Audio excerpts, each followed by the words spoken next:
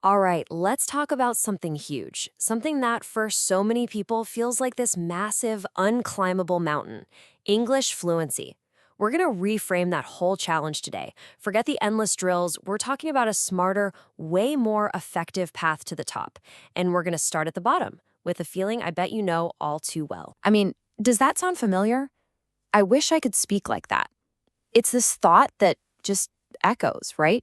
You see people chatting away so fluently, and it feels like they've got some secret code you just can't crack. That frustration, that's our starting point today. But I promise you, the peak, it's a lot closer than you think. So to get there, we need a whole new way of looking at this. I want you to picture yourself as a mountain climber. In fluency, that's the summit. The path to get there is actually surprisingly simple. Now hold on, I said simple, not easy. There's a big difference. But here's the thing, with the right mindset and the right gear, you are absolutely gonna make it. Okay, first things first. Before we even think about the tools or the techniques, we have to prepare the single most important piece of equipment for this climb, and that's our mind. And this gets us to a really important idea about confidence. See, on one hand, you've got these little band-aid techniques, quick fixes, stuff that's supposed to make you look more confident for a moment. But then there's true confidence, and that comes from a place you might not expect. It comes from just accepting that you're going to be imperfect, you're going to be nervous, and you know what? It is totally okay to feel a little foolish sometimes. And that right there is the heart of the whole mindset shift. Seriously, the goal isn't to be perfect. The goal is to make progress. The moment you give yourself permission to mess up, all that pressure just lifts. Suddenly, learning isn't this awful chore. It turns into an adventure. It actually becomes fun. So let's make this our mantra for the climb, okay? You do not have to be perfect to reach the top. You don't have to be flawless to be fluent. Every single step, every little stumble, every time you fix a mistake, that's just part of the journey. You just have to keep putting one foot in front of the other, moving up. Okay, mindset, check. We're ready. Now let's talk about our gear. We're going to dive into a really modern approach. Some people have even called it the lazy way to learn. But honestly, it's not lazy at all. It's the smart way. It's like using high-tech climbing gear to make the ascent way more efficient. So here's your modern toolkit, and you'll see it's actually pretty simple. Number one, an AI like ChatGPT.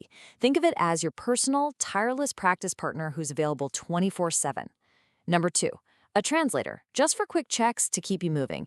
And number three, something we'll call a magic prompt that helps guide the AI conversation. The tools are simple, yeah? The real magic is in how we put them all together. And this is how those tools come together in a really powerful four-step cycle. First, you gather words, but not from boring textbooks. You get them from stuff you actually enjoy, like your favorite videos or movies. Second, you chat with the AI and you make sure to use that list of words. Third, and this is key, you re-watch that original video after a few days to see what you remember. And finally, step 4, you just immerse yourself in English all the time. So why does this work so much better than just staring at flashcards? Well, it's because it hits your brain from all angles. It engages all your senses. You see the word used in a totally new way. You hear it when you read your chat aloud. You write with it, you speak with it, and crucially, you have to actively recall it. It's a full body workout for your memory. This whole idea of recall brings us to something that sounds, well, completely backwards, but it's one of the most important parts of this whole climb. We're taught to think that forgetting is a sign of failure, right? But what if I told you that forgetting is actually a necessary and even powerful part of learning? Yeah, get this. Forgetting a word is part of memorizing it. To remember a word, you must first forget it. I mean, that's a total game changer, right? Just let that sink in for a second. To really, truly lock something into your memory, your brain has to have the chance to almost lose it first. It's not a bug, it's a feature of how we learn. Forgetting basically sends a signal to your brain that says, hey, pay attention, this thing is important. Let's build a stronger connection here. And look, this isn't just some nice-sounding theory. It's backed by real science. Way back in the 19th century, a psychologist named Hermann Ebbinghaus discovered what he called the forgetting curve.